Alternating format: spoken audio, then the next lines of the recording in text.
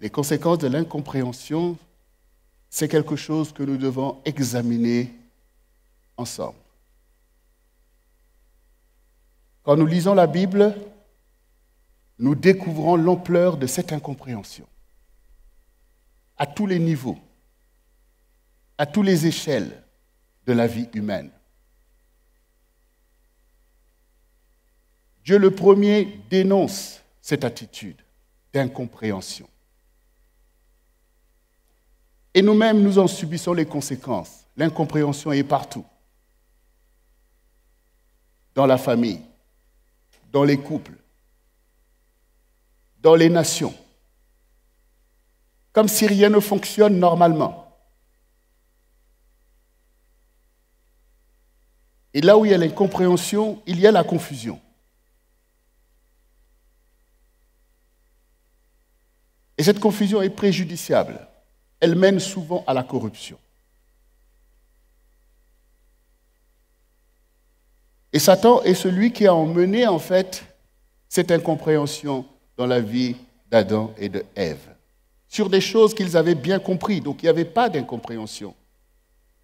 Quand Adam et Ève fonctionnaient, agissaient selon la parole qui leur a été donnée. Mais Satan est venu distiller un poison qui a emmené l'incompréhension sur la terre. Après avoir dit à Ève, qui lui a clairement dit ce que Dieu avait dit et ce qu'il faisait, il a dit non, si vous mangez de ce fruit, vous ne mourrez pas. Mais vous serez comme Dieu, connaissant le bien et le mal.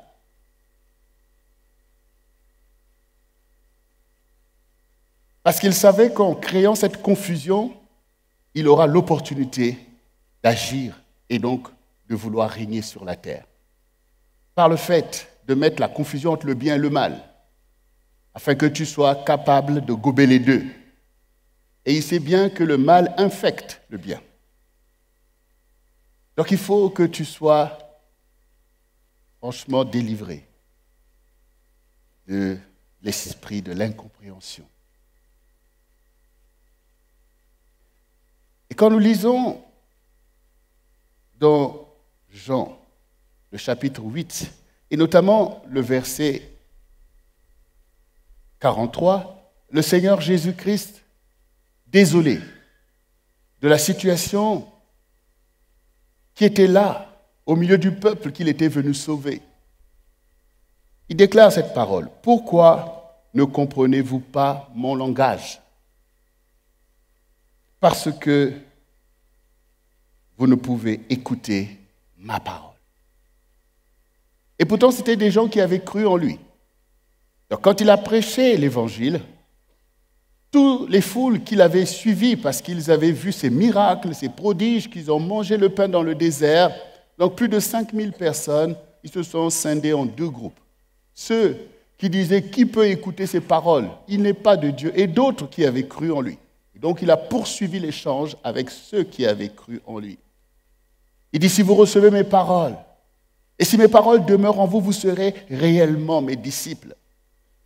Vous connaîtrez la vérité et elle vous affranchira. » Et ces mêmes personnes ont commencé à lui dire « Mais nous ne fûmes jamais esclaves de personne. Comment dis-tu que nous serons affranchis ?» Mais le Seigneur leur démontre que vous dites que vous êtes la descendance d'Abraham, que vous êtes des enfants de Dieu, mais en réalité, vous faites l'œuvre de votre père, le diable. Alors là, c'était la catastrophe. Pourtant, ils avaient cru, ils avaient la foi. Mais il y avait quelque chose de profond. Comme disait tout à l'heure le pasteur Jocelyne, l'état de ta foi. Et le Seigneur leur dit, pourquoi ne comprenez-vous pas mon langage? Parce que mes paroles vous ne pouvez écouter ma parole. Donc ça veut dire qu'il y a des choses que tu écoutes, que tu aimes écouter. Et tu ne peux pas écouter la parole de Dieu. Peut-être que tu entends, mais tu n'écoutes pas. tu n'écoutes pas. La parole de Dieu te semble bizarre, ne pas coïncider avec tes aspirations. Donc, il y a une incompréhension spirituelle au milieu de toi. Et c'est ce que nous allons voir par la grâce de Dieu, car cela est préjudiciable. Allons d'abord dans Jérémie 33. Nous allons faire cette lecture à partir du verset 1. La parole de l'Éternel fut adressée à Jérémie une seconde fois en ces mots, pendant qu'il était encore enfermé dans la cour de la prison. Ainsi parle l'Éternel qui fait ces choses, l'Éternel qui les conçoit et les exécute. Lui dont le nom est l'Éternel, invoque-moi et je te répondrai. Je t'annoncerai de grandes choses, des choses cachées que tu ne connais pas. Car ainsi parle l'Éternel, le Dieu d'Israël, sur les maisons de cette ville et sur les maisons des rois de Juda qui seront abattus par les terrasses et par l'épée. Quand on s'avancera pour combattre les Chaldéens et qu'elles seront remplies de cadavres des hommes que je frapperai dans ma colère et dans ma fureur, à cause de la méchanceté desquelles je cacherai ma face à cette ville. Voici, je lui donnerai la guérison et la santé, et je les guérirai. Et je leur ouvrirai une source abondante de paix et de fidélité. Je ramènerai les captifs de Juda et les captifs d'Israël, et je les rétablirai comme autrefois. Quelques versets viennent de nous retracer une histoire sur beaucoup d'années. Tout part de cette situation où le prophète se retrouve là, jeté en prison. Pourquoi il est jeté en prison? Parce qu'il a déclaré la parole du Seigneur à cette génération, aussi bien au roi qu'aux ministres et à tous les chefs religieux, que Dieu n'était pas d'accord avec eux, que Dieu dénonçait leur façon d'être, leur méchanceté, leurs crimes à toutes les échelles de la société. Donc Dieu voit ce peuple qui est le sien et il voit leur vie qui n'a rien à voir avec les ordonnances de Dieu, avec les recommandations de Dieu. Et donc Dieu voit comment l'ennemi règne au milieu de tout ça. Et pourtant la religiosité est là, comme disait Pasteur Jocelyne. Et pourtant tout le monde va à la synagogue. Et pourtant on célèbre les fêtes de Dieu. Où est la vie de Dieu au milieu de toi? Où est la justice de Dieu? Et quand Dieu envoie quelqu'un pour les éclairer, pour leur rappeler la parole et la volonté de Dieu, ça devient leur ennemi. Il le jette en prison. Mais quand vous lisez toutes ces choses, réfléchissez vous-même. De quel crime Jérémie était coupable? Réfléchissez un peu à tout ça. Quelqu'un qui n'a rien fait de mal et qui vous annonce la parole de Dieu. Et vous pouvez vous-même regarder la vie de cet homme pour voir si c'est un imposteur ou s'il raconte du n'importe quoi. Ça se voit à l'état de la vie de la personne. Comme le Seigneur dit, vous ne pouvez pas dire que le fruit est bon et que l'arbre est mauvais. De la même manière que vous ne pouvez pas dire que l'arbre est mauvais alors que son fruit est bon. Donc on peut, si on est honnête, considérer un homme de Dieu, une femme de Dieu, pour voir sa vie, s'il peut représenter un canal pour Dieu. Et nous savons, nous qui sommes là maintenant, que Jérémie est un canal pour Dieu. Mais pourquoi ces personnes-là ne le percevaient pas comme vous pouvez le percevoir en lisant cette histoire? Et de la même manière que cette génération était là dans cette incompréhension, dans la confusion, il y a des choses qui se passent là dans notre temps qui témoignent des mêmes choses, d'une même situation d'incompréhension entre nous et le Seigneur Jésus-Christ, notre Dieu. où sa parole ne pénètre pas en toi, où tu ne reçois pas toi aussi ce qu'il envoie pour dénoncer les forfaits de ta vie. Et donc cette génération veut anéantir Jérémie parce qu'ils ne veulent pas du Dieu de Jérémie. Ils ne veulent pas ce Dieu qui dit ce que dit Jérémie. Ils veulent un Dieu à leur image et à leur ressemblance. Et à cause de cela, les faux prophètes avaient du succès au milieu du peuple de Dieu. Aujourd'hui aussi, il y a des faux prophètes qui ont du succès. Et il y a des faux docteurs qui ont pignon sur rue. Parce qu'ils te disent des choses que tu veux écouter.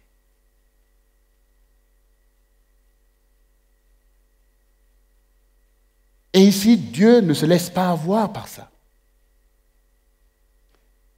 Et lui qui a envoyé Jérémie, il n'est pas déstabilisé. Et il vient dire à Jérémie, qui est là en prison à cause de la parole véritable du Seigneur et à cause de l'œuvre du Seigneur en faveur de son peuple.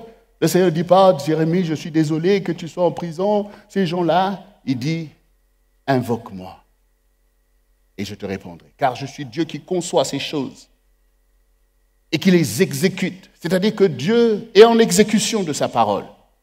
Et l'homme aussi est en exécution de ses idéologies, de ses philosophies de vie. Et Dieu est avec ses fidèles, ceux avec qui il a fait alliance par le sacrifice et par la vérité. Il dit, ne crains pas, même si tu es en minorité, ne crains pas, mais sache que je suis Dieu qui conçoit ces choses et qui les exécute. Dieu n'exécute pas nos conceptions, mais il exécute ce qu'il a lui-même conçu pour accomplir toutes ses volontés.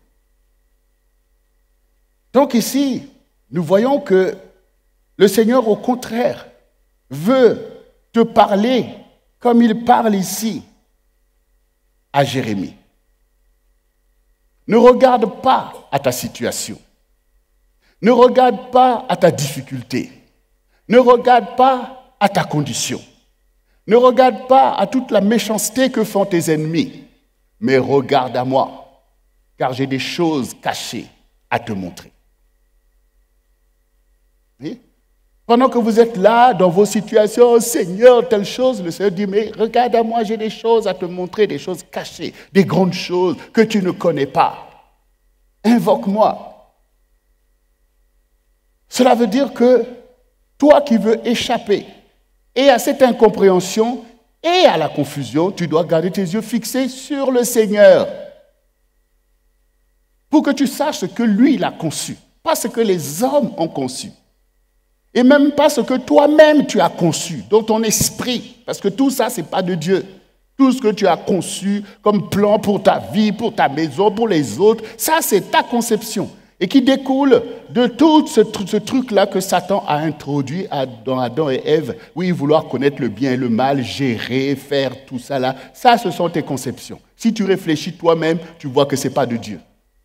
Mais le Seigneur, lui, veut te révéler des choses cachées que tu ne connais pas. Ça veut dire quoi? Moi, je pensais ceci, mais Dieu m'a montré ceci. Ça, je ne connaissais pas.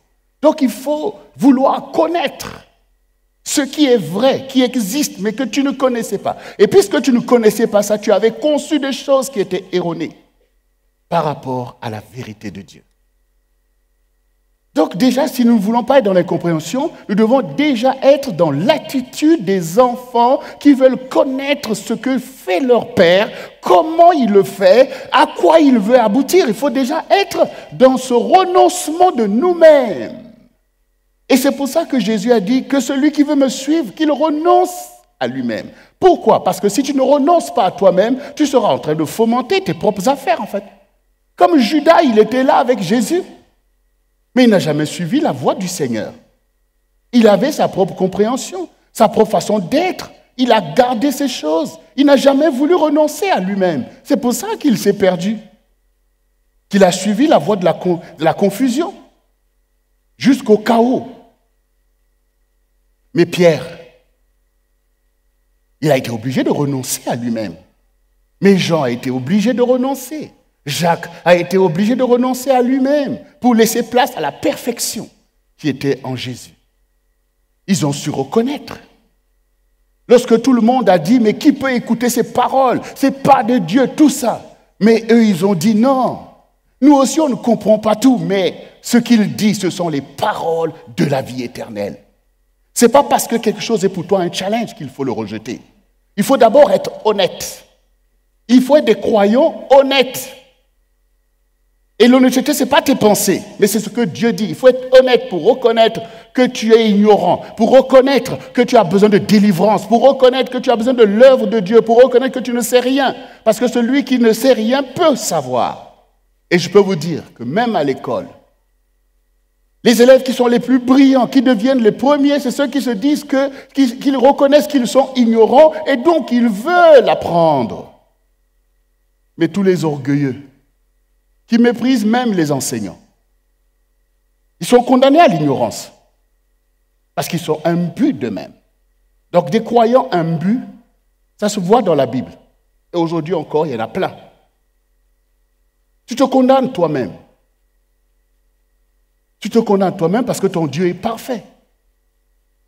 Et tu dois tendre vers la perfection que ton Dieu t'enseigne. Que ton Dieu t'enseigne. Quand tu lis la Bible, tu dois voir toi-même que là, je suis loin de Dieu, là. Oh, là, sur ce sujet-là, je suis à côté de la plaque. Parce que ce que Dieu dit, c'est loin d'être ce que je pense. C'est déjà ça, l'honnêteté. Ça va te délivrer déjà. Ça va freiner déjà le moteur de la perdition que le péché a mis en toi. Vous croyez que vous pouvez pécher sans conséquence? Mais c'est une infection de la nature même de Satan. Regardez tous ces religieux, en fait. Regardez. Ils attrapent le prophète et ils sont contents. Ils cherchent à le tuer. Mais pour quelle raison? Est-ce que c'est ça la justice que Dieu vous a donnée pour être le peuple de Dieu sur la terre? Pour éclairer ceux qui sont dans les ténèbres? Et pourtant on accepte ces choses, mélanger le bien et le mal. On accepte au milieu de nos louanges, de nos adorations, de nos prières, mais on accepte aussi le règne de Satan. Et ça conduit à cette incompréhension préjudiciable pour le peuple de Dieu. Parce que maintenant, le Seigneur dit que ces maisons-là que vous habitez, ça sera détruit par des terrasses et par l'épée. Parce que l'incompréhension devient totale. Vous ne voulez pas vous repentir. Et vous avez erroné ma voix. Donc, ces maisons dans lesquelles vous êtes confortablement installés seront détruites. Et si les maisons sont détruites, ce n'est pas les vies qui resteront en place. Donc, il y aura des cadavres. Quand vous allez vous avancer vers vos ennemis. Oui, c'est-à-dire que vous avez les Chaldéens qui viennent, ce sont les ennemis du peuple de Dieu. Et Dieu doit régner souverainement au milieu de son peuple. Maintenant, il y a cette incompréhension. Et ça tourne à l'avantage de tes ennemis.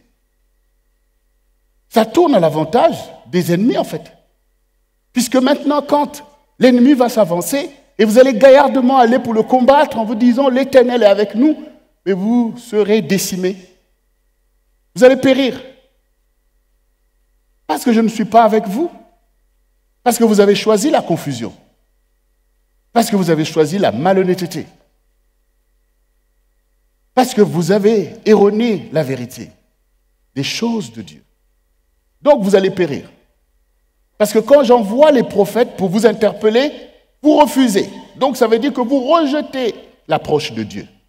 Et comment Dieu va combattre pour vous? Il va combattre pour quoi? Pour la fausseté? Pour la duplicité? Pour la méchanceté? Non.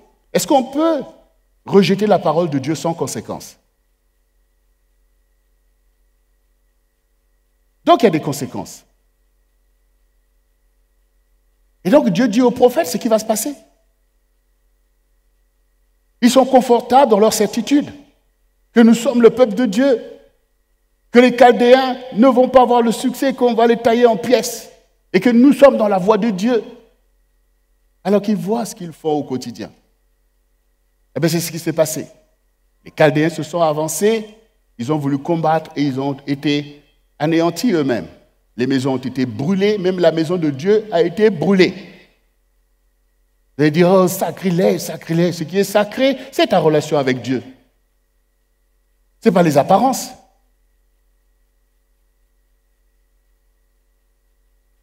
Mais nous voyons que, effectivement, ce peuple a été livré comme Dieu l'a dit, parce que Dieu agit selon sa parole. Et la parole de Dieu est la vérité. Donc, effectivement, ils voulaient anéantir Jérémie, mais Dieu a protégé son serviteur, mais eux, ils ont été livrés. Donc, Jérusalem a été pris.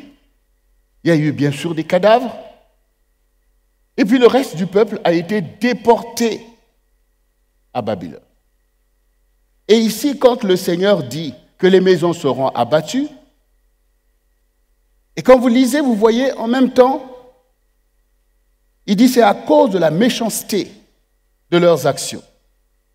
Et le verset suivant, il dit, voici, je lui donnerai à la ville, vous voyez, il dit donc le verset, je lis bien pour que vous puissiez bien comprendre, car ainsi parle l'Éternel, le Dieu d'Israël, sur les maisons de cette ville, sur les maisons des rois de Juda, qui seront abattus par les terrasses et par l'épée. Quand on s'avancera pour combattre les Chaldéens, et qu'elles seront remplies des cadavres des hommes que je frapperai dans ma colère et dans ma fureur, à cause de la méchanceté desquelles je cacherai ma face à cette ville.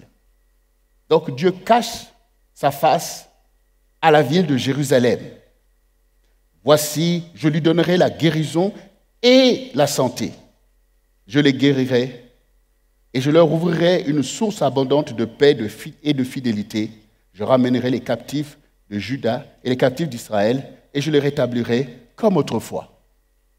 Alors, donc cette génération-là, qui est dans l'incompréhension, qui est dans la confusion, pose problème à l'alliance entre Dieu et Jérusalem.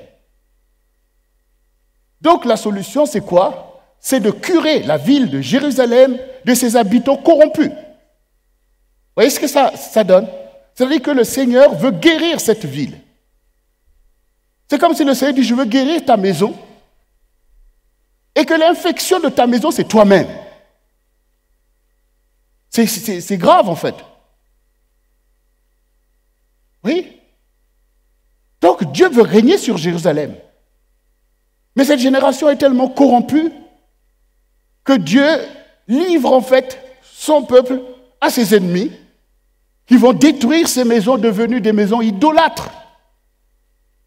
Et beaucoup vont tomber et d'autres seront déportés pour donner à la ville une guérison.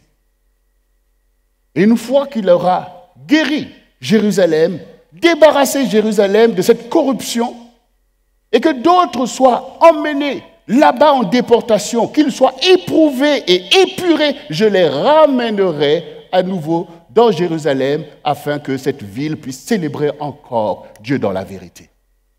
Regardez où mène l'attitude d'incompréhension vis-à-vis de Dieu et de sa parole. Et ce sont des vies qui sont anéanties dans ces quelques paroles que nous venons de lire. Parce que quand le Seigneur est en train de parler à des gens qui sont là dans Jérusalem, que je vous ramènerai dans ce... Mais vous imaginez l'histoire? 70 ans vont s'écouler entre ce que Dieu est en train de leur dire qu'ils ne peuvent pas comprendre et le fait qu'ils soient obligés de vivre toutes ces épreuves pour soupirer encore et revenir rebâtir Jérusalem pour la gloire de Dieu. Fais attention à tes incompréhensions. Fais attention. Dieu fait des voies droites, mais l'homme veut des voies courbes. Tu veux errer dans les déserts. Tu ne pourras pas changer la parole de Dieu. Mais tu risques d'éprouver des choses dramatiques avant de revenir à la même parole à laquelle tu dois te soumettre. Il faut être honnête Il faut être honnête, il faut craindre le Seigneur. Il faut être honnête. Ce n'est pas le désir de Dieu de faire vivre ces choses à son peuple. Mais son désir, c'est de régner sur Jérusalem. Comme le désir de Dieu, c'est de régner dans le temple. Et si vous venez dans le temple et que vous ne voulez pas vous convertir, qu'est-ce que Dieu va faire? Qu'est-ce qu'il va faire en fait?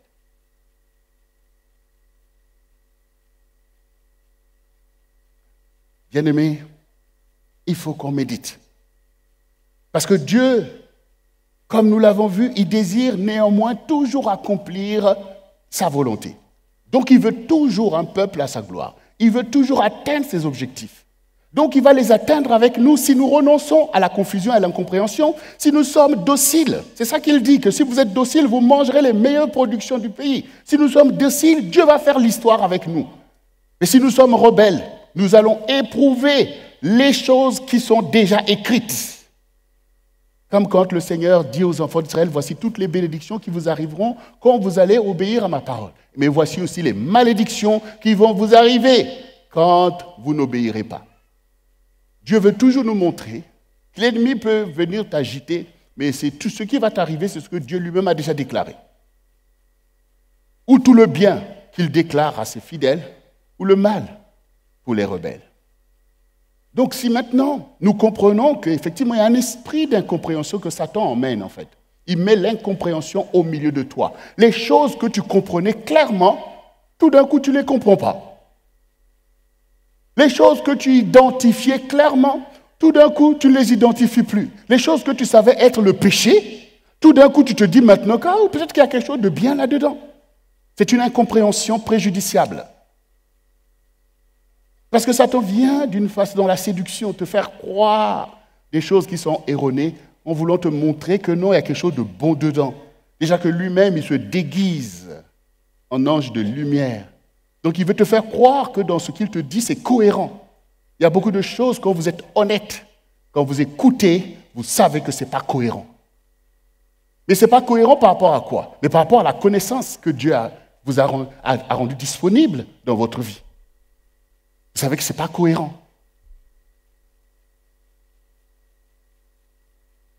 Donc il faut être honnête, spirituellement parlant, parce que tout part de l'esprit. Donc, bien-aimés, nous voici dans un temps. Nous avons vu le temps pour cette génération. Le temps a été dramatique pour eux. Mais Dieu poursuit ses objectifs, donc il veut toujours nous faire du bien. Alors, et le sujet, le challenge, c'est par rapport à la parole. Regardez, par exemple, cette année, Dieu nous a bénis. Il nous a bénis en nous déclarant une parole de bénédiction, en nous montrant quel est son désir avec nous, au travers de cette parole prophétique qu'il a donnée. Dieu veut nous édifier. Et il veut nous oindre de son onction pour nous rendre capables de conquérir notre héritage auprès de lui. Parce qu'il y a un héritage. Et c'est par la parole que cet héritage arrive, comme un père ou une mère dit à son enfant, voici telle chose, il y a telle chose. Et comme le Seigneur dit ici au prophète, invoque-moi et je te montrerai des choses cachées. Donc il y a des choses cachées à notre avantage. Mais il faut qu'on nous dise. Si tes parents ont préparé pour toi des grandes choses et qu'ils ne te le disent pas, si tu n'as pas une parole, si tes parents disparaissent et qu'une parole n'a pas été déclarée. Et d'ailleurs, même les parents, parfois, ils vont aller voir un notaire pour qu'il consigne ces paroles. Et ces notaires sont capables de dire, bon, voilà, un tel. Et parfois, vous voyez que nous sommes ici, il y a des gens qui travaillent tous les jours à rechercher des héritiers. Parce qu'ils ont des héritages, en fait, dans leurs mains, en fait. Et la personne est partie, comme s'il n'a pas d'héritier, il faut chercher. S'il n'a pas de fils, mais il a peut-être des neveux, des nièces, il y a peut-être un parent de ceci. Donc, il cherche des héritiers. Ça veut dire qu'il y a des trésors qui sont quelque part et on en cherche des héritiers. Et parfois, les héritiers sont en train de végéter dans les misères par ignorance pour n'avoir pas reçu la parole de celui qui a laissé l'héritage. Et si les hommes sont capables de préparer des trésors pour leurs descendants, Dieu le fait mieux que eux. Dieu a donc un héritage pour toi. Mais cet héritage, la clé, c'est la parole. parole de Dieu. La parole est une clé, bien-aimés. La parole est une clé. Et si les hommes sont capables de préparer des trésors pour leurs descendants, Dieu le fait mieux que eux. Dieu a donc un héritage pour toi. Mais cet héritage, la clé, c'est la parole de Dieu. La parole est une clé, bien-aimés. La parole est une clé. La parole est une clé. Tu vas venir devant une porte et la porte est fermée. Et derrière cette porte, il y a des trésors, il y a tout ce qu'il te faut. Mais tu es là devant la porte et la porte est fermée. Et ce n'est pas n'importe quelle porte. Hein. Porte blindée. Donc tu ne peux pas forcer. Tu ne peux pas forcer. Donc tu ne vas pas te mettre toi-même dans la confusion, commencer à taper la tête dans la porte, pour dire je souffre et je sais que la solution est là. Tu commences à te débattre. Vous commencez à dire oh, c'est pas possible, mais je veux. Cherche la clé. Cherche la clé. Ce n'est pas parce que tu pries en fait. Seigneur, ouvre la porte, Seigneur, par miracle. Ce n'est pas parce que tu pries, il faut que tu trouves la clé. Ce n'est pas parce que tu pries, il faut que tu trouves la clé. Ta prière, c'est pour trouver la clé. Ta prière, c'est pour trouver la clé en fait. Et la clé, c'est la parole. La clé, c'est la parole. Quand pasteur Jocelyne et moi, Dieu nous avait envoyés aux États-Unis, notamment aux Bahamas, pour aller rencontrer, voir des gens, des serviteurs de Dieu, servir avant nous, tout ça. Et puis bon, on allait là-bas, on voyait ces gens, c'est des Américains, tout ça. Et puis on a échangé avec un grand serviteur aux États-Unis. Parce que nous, on est là en train de rentrer dans notre ministère avec une grande vision, avec le dénouement, pas de moyens pour la mettre en place. Je dis, bon, peut-être qu'en rencontrant un serviteur comme ça, lui qui est déjà bien dans le ministère, quand on va expliquer nos difficultés, tout ça, il va dire, oh, mais ok, je vais vous aider. Je vais vous aider, hein, je veux, voilà, vous donner quelques dollars et tout ça. Et lui, il nous dit, mais ce qu'il vous faut, c'est une parole. Je dis, mais attendez, regardez-moi des gens comme ça. On est attendez. Sur le coup, vous vous dites que, mais comme s'il se moque de toi, quoi. Tu as des questions, des besoins réels qui sont là. Il dit, non, ce qu'il vous faut, c'est une parole. Sur le coup, tu ne veux pas entendre des choses comme ça. Et pourtant, c'est la vérité. Ce qu'il te faut, c'est une parole. Dis, ce qu'il me faut, c'est une... C'est la vérité, bien-aimé. C'est une parole qui est la clé pour ouvrir la salle des trésors. Une parole. Il ne faut pas... La parole de Dieu. Ah, sur le coup, c'est chaud. Hein? Parce que tu es là dans tes réalités humaines. Tu es là, c'est chaud. Il dit, mais ce qu'il vous faut, c'est une parole. Bon, vous avez entendu prêcher là, quelle parole? Il vous faut une parole. Bien-aimé, donc, cette année, tout ce que tu as entendu que Dieu a dit est vrai. Mais il te faut une parole. Relisons un peu ce passage que nous connaissons tous dans Luc 8. Parce que Dieu agit en fait. Et Dieu agit en notre faveur. Mais nous devons donc comprendre comment Dieu agit et adhérer à son action. Regardez donc Luc 8 à partir du verset 5. Un semeur sortit pour semer sa semence. Comme il semait, une partie de la semence tomba le long du chemin. Elle fut foulée aux pieds et les oiseaux du ciel la mangèrent. Une autre partie tomba sur le roc. Quand elle fut levée, elle sécha parce qu'il n'avait point d'humidité. Une autre partie tomba au milieu des épines. Les épines crurent avec elle et l'étouffèrent. Une autre partie tomba dans une bonne terre. Quand elle fut levée, elle donna du fruit au centuple. Après avoir ainsi parlé, Jésus dit à haute voix, que celui qui a des oreilles pour entendre, entende. Ses disciples lui demandèrent ce que signifiait cette parabole. Il répondit, il vous a été donné de connaître les mystères du royaume de Dieu, mais pour les autres, cela leur est dit en parabole, afin qu'en voyant, ils ne voient point, qu'en entendant, ils ne comprennent point.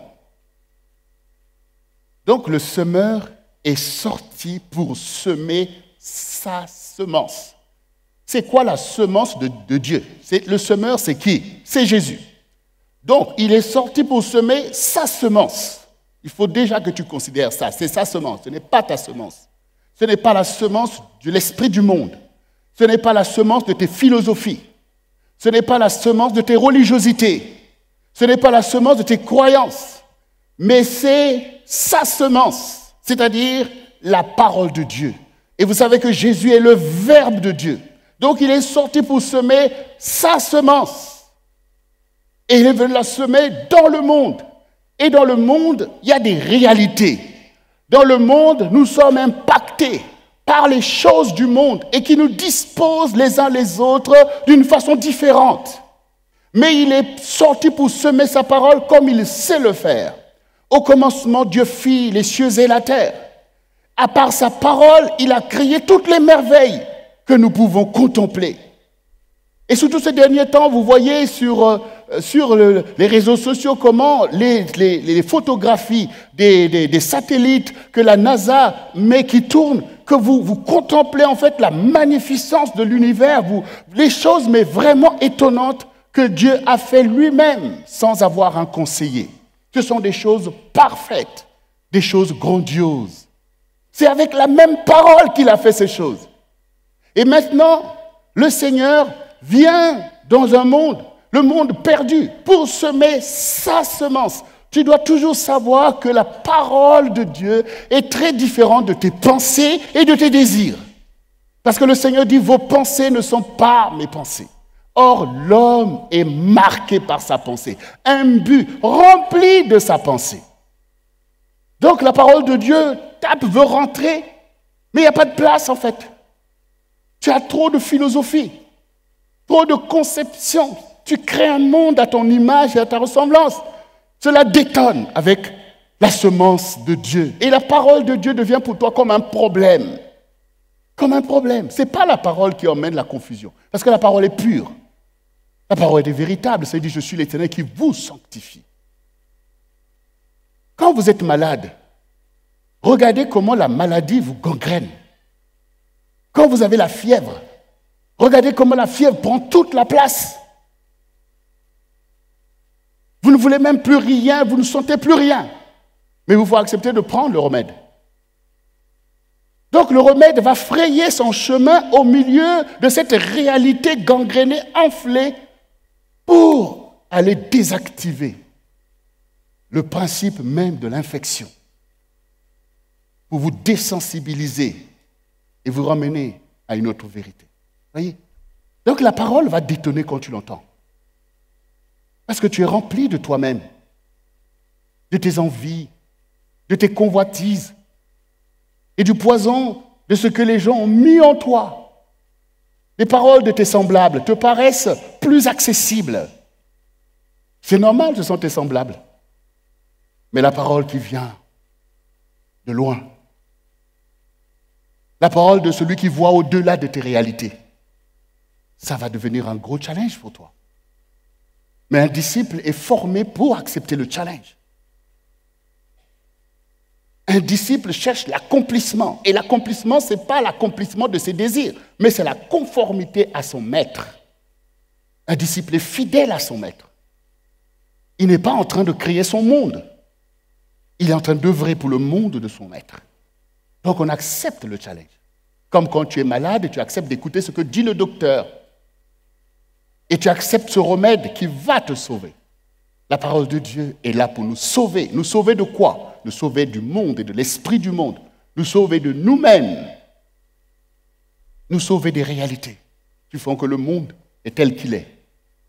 Mais Dieu ne se lasse pas. Donc le semeur est sorti. Et donc cette année encore, le Seigneur qui a été avec nous, qui nous a ensemencés l'année dernière, il dit que je sors encore avec ma semence. Donc pour le Seigneur, nous sommes un champ de travail. Et il est sorti avec sa semence. Et nous voyons combien cette semence est abondante. Et Dieu va semer et semer encore, sans relâche. C'est ce que fait le Seigneur en fait. Et nous voyons le cycle ininterrompu de la grâce de Dieu, de la bonté de Dieu et de l'endurcissement du cœur des hommes. Quand le Seigneur dit qu'un semeur est sorti, c'est lui qui est sorti dès le matin.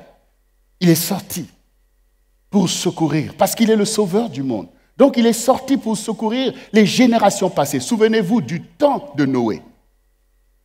Combien Jésus est sorti et a mobilisé Noé pour vouloir sauver cette génération. Mais ce n'est pas laissé sauver. Elle a été anéantie par le déluge. Et nous voyons, à chaque cycle, chaque génération, nous voyons la perpétuation de cette même incompréhension. Du temps de la génération d'Abraham, le Seigneur aussi est sorti. Abraham s'est rendu attentif. Il n'est pas le seul à avoir entendu la voix de Dieu, d'avoir reçu la semence.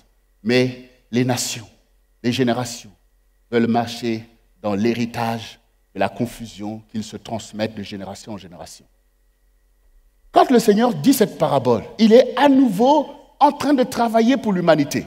Et nous savons combien le Seigneur a travaillé puissamment et combien il a ordonné à ses disciples d'aller dans les nations et de faire des disciples pour pouvoir semer cette parole qu'il leur a confiée, comme il a confié à l'Église, comme il le fait encore aujourd'hui, pour semer.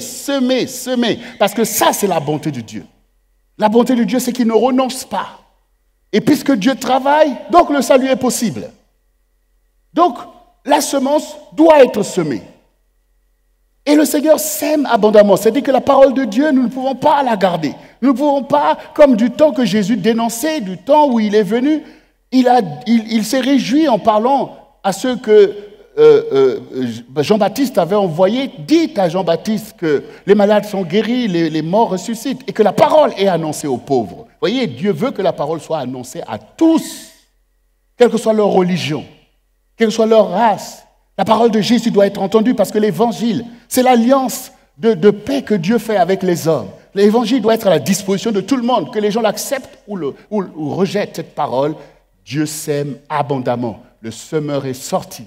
Et nous aussi qui sommes des semeurs à la suite du Seigneur, nous sortons et nous voulons libérer la parole avec abondance. Nous voulons le dire à tous, bons, méchants, qui qu'ils soient, la parole doit être entendue. Et nous faisons de tout notre mieux pour qu'il en soit ainsi. Donc, ce n'est pas la parole qui va manquer, ce n'est pas la solution qui va manquer, ce n'est pas le remède qui va manquer. Ce n'est pas là le problème, parce que la parole est abondante, comme nous le voyons ici. Mais ce qui se passe, c'est que la parole rencontre les réalités humaines. La parole rencontre les réalités humaines, pour laquelle la parole est envoyée. Et il dit, voilà, beaucoup de gens sont le long du chemin. Et c'est le cas en fait.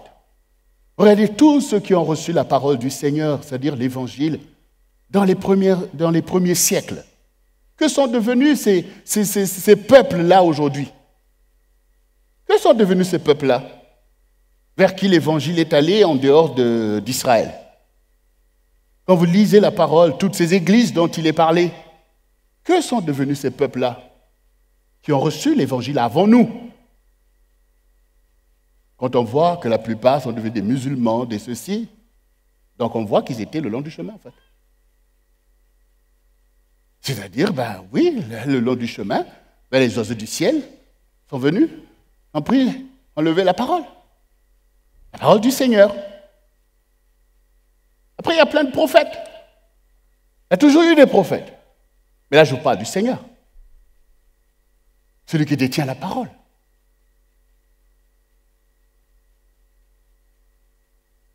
Donc, nous comprenons que, oui, même si nous écoutons tous la parole, comme ces gens-là écoutaient, alléluia, ils ont écouté la parole des apôtres, Paul, surtout Paul, qui a arrosé toutes ces contrées. Mais nous découvrons quand le Seigneur dit le long du chemin. Et d'autres, la parole est tombée sur le roc. Et quand la parole a levé, ils ne pouvaient pas s'enraciner. Et ça aussi, beaucoup sont endurcis en fait. La parole ne peut pas pénétrer en eux. Et pourtant la parole a été dispensée avec autant de grâce et de générosité. Mais la parole ne pouvait pas porter son fruit, c'est-à-dire la volonté et la gloire de Dieu. Parce que les cœurs étaient fermés, endurcis par des réalités humaines et les traditions. D'autres ont reçu la parole est tombée au milieu des épines. Ce sont des vies, en fait, ce sont des gens, ce sont des états d'esprit. Voilà, ce sont des états d'esprit qui sont comme des épines, comme les états d'esprit qui sont comme le roc, comme les états d'esprit qui sont comme le long du chemin. Donc, quand la parole du Seigneur est tombée, ou même quand elle tombe encore aujourd'hui, les épines croissent pour étouffer cette parole. Ce sont les inquiétudes, les réalités, les soucis du monde. C'est-à-dire l'esprit du monde veut prévaloir. Les gens sont intéressés à leur vie, au manger, à toutes ces choses, qu'à la parole du Seigneur. Donc ces choses viennent étouffer la parole pour la rendre infructueuse dans la vie de beaucoup. Et donc ces personnes sont toujours les mêmes en fait. Ils ne sont pas sauvés, ils ne sont pas délivrés. Parce qu'ils sont enfermés. Et la parole ne peut pas produire son salut. Ne peut pas produire sa délivrance et sa liberté. Donc ce n'est pas la parole qui manque. Et c'est la réalité qui empêche à la parole de porter le fruit. Toi aussi, souvent, tu as reçu la parole de Dieu. Et tu t'étonnes que cette parole n'ait pas produit sa conséquence. Tu as entendu des prophéties. Tu t'étonnes que ces prophéties n'aient pas vu leur accomplissement. Mais dans l'honnêteté qu'elle je te conseille aujourd'hui, commence toi-même à voir, est-ce que je ne suis pas le long du chemin?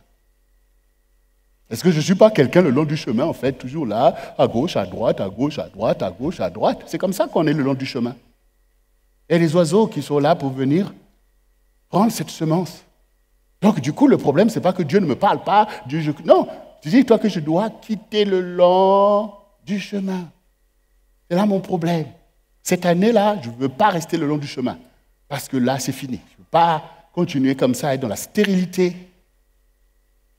Dis-toi que est-ce que moi-même, je ne suis pas ce roc? Est-ce que je ne suis pas devenu un roc dans mes réalités, dans ma religiosité? Je ne suis pas gangréné comme les pharisiens là et tout. Au fond, la parole de grâce du Seigneur n'opère pas. Donc le problème, ce n'est pas le Seigneur, parce qu'il fait fidèlement son œuvre.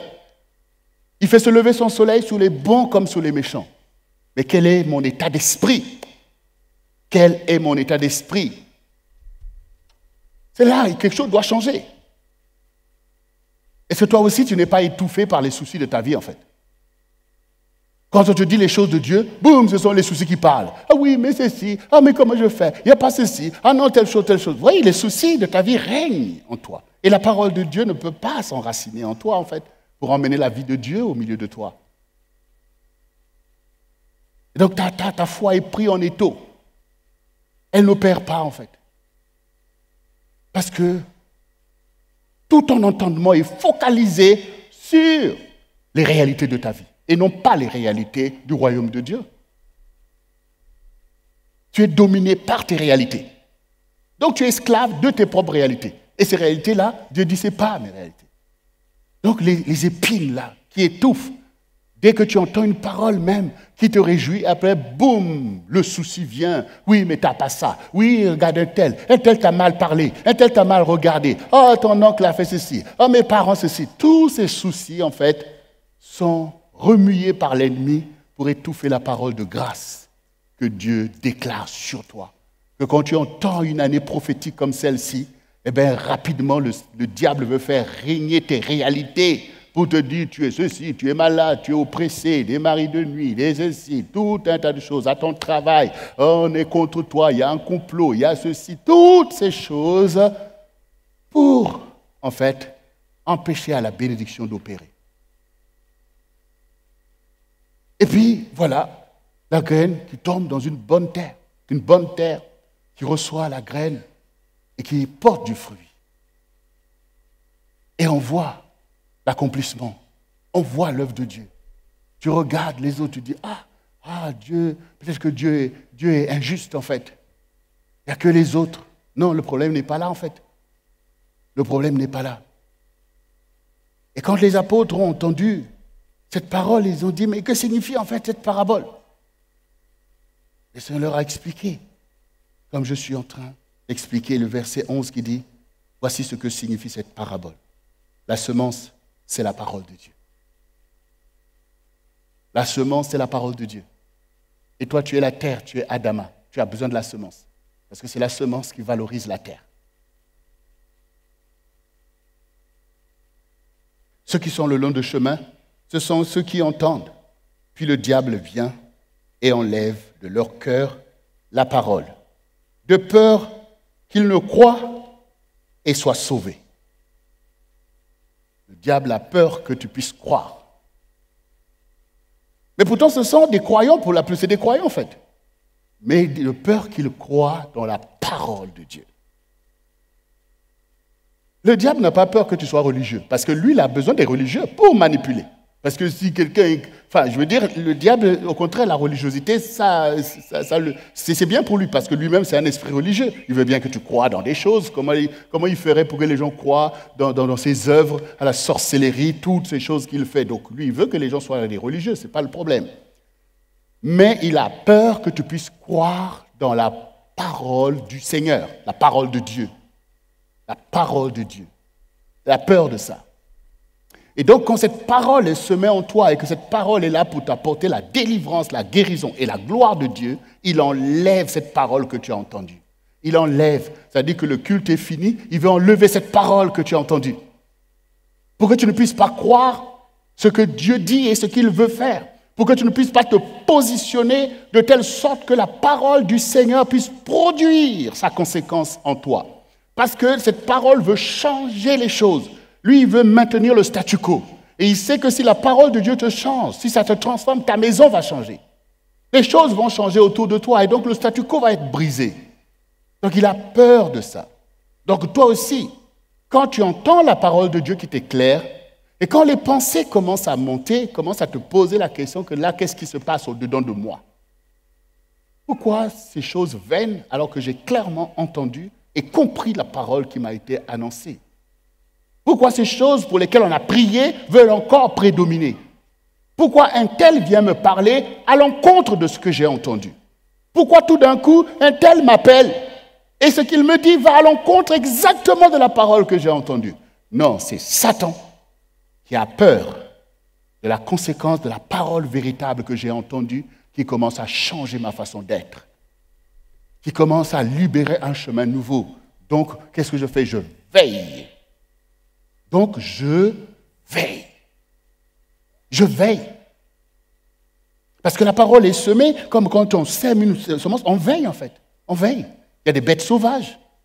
Il y a des mauvaises plantes. On veille. On laisse la place à la semence parce qu'on veut cette semence. On ne veut pas de la forêt, on ne veut pas toutes sortes d'herbes, mais on veut cette semence à qui on fait la place, on arrose. Toi aussi, apprends à arroser la parole de Dieu que tu as reçue. Tu l'arroses comment? Avec la prière, avec les jeûnes, avec la louange, toutes ces choses pour laisser cette parole s'enraciner, prendre toute la place et enfin apporter le fruit que tu désires. On veille sur la parole, sur la prophétie qui a été dite sur toi. On veille parce qu'on veut l'accomplissement. Dieu travaille, l'ennemi travaille aussi. Mais nous travaillons avec Dieu et nous ne laissons pas Satan travailler dans notre vie. Les choix doivent être clairs, on sépare en fait. On ne mélange pas le bien et le mal. On ne marche pas avec Dieu et avec l'ennemi en même temps. On ne veut pas la vérité et la séduction en même temps. Tu dois être sauvé. Parce que le Seigneur dit, afin de peur qu'il ne croie. Vous savez, avoir la foi est une chose. Et croire, c'en est une autre. Nous en parlerons. Parce que croire est un verbe actif. Beaucoup ont tout le monde a une mesure de foi. C'est comme l'amour en fait. Vous pouvez avoir cette capacité d'aimer. Ça ne veut pas dire que vous allez aimer. Donc la foi c'est la même chose. Vous savez que Dieu existe, mais ça ne veut pas dire que vous voulez croire en lui. Parce que croire en lui va impliquer des choses au quotidien qui sont conformes avec le verbe que tu conjugues. Vous voyez? Donc Satan sait que tu sais que Dieu existe, mais il a peur que tu puisses croire en lui. Dans le côté de croire, nous savons qu'on lui fait confiance. Donc Satan a peur que tu fasses confiance au Seigneur. Comme Pierre, Jean et Jacques, comme Saul de Tarse sur la route de Damas, a fait confiance au Seigneur au-delà des réalités qui le menaçaient déjà en faisant ce choix. Donc, Satan travaille pour vouloir empêcher que ta foi soit opérationnelle, comme nous allons le voir ce week-end. Ceux qui sont sur le roc, ce sont ceux qui, lorsqu'ils entendent la parole, la reçoivent avec joie, mais ils n'ont point de racines. Ils croient pour un temps et ils succombent au moment de la tentation. Voilà. Là aussi, Satan t'empêche d'aller en profondeur avec le Seigneur. Pour te dire, oui, mais ça, si tu fais ça, qu'est-ce que tu auras après? Mais si tu obéis, si comme Dieu te demande, payer tes dîmes et tout, tu auras faim, tu n'auras pas. Donc, il succombe à la tentation des réalités. Regarde ceci, la facture, telle chose, telle chose, telle chose, telle chose. Donc, tu succombes. La parole n'est plus vraie face à cette charge de l'ennemi. La parole n'est plus vraie. Les choses auxquelles tu croyais peut-être dans ta maison, dans ton groupe, ce n'est plus vrai face à la charge des réalités qui viennent te percuter parce que tu succombes. Ceux qui tombent parmi les épines, ce sont ceux qui, ayant entendu la parole, sont vains et la laissent étouffer par les soucis, les richesses et les plaisirs de la vie. Oui, les soucis, les richesses. On veut ceci, on veut cela. Et ça prend du temps en fait. Toutes les choses que vous désirez prennent votre temps. Or, la parole veut régner. Et si tu veux comprendre, peut-être que beaucoup de gens sont impressionnés de leur religiosité. Vous croyez que c'est votre religiosité qui impressionne le Seigneur. Mais en fait, Dieu, ce que tu peux donner à Dieu, c'est ton temps en fait. C'est ton temps. Parce que le Seigneur dit, suis-moi.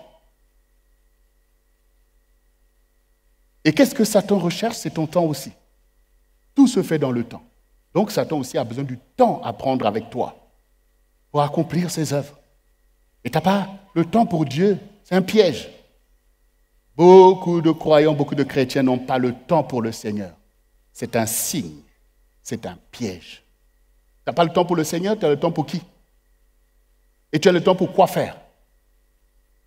Tu dois vivre la vie d'un disciple en fait, tu vis avec le Seigneur.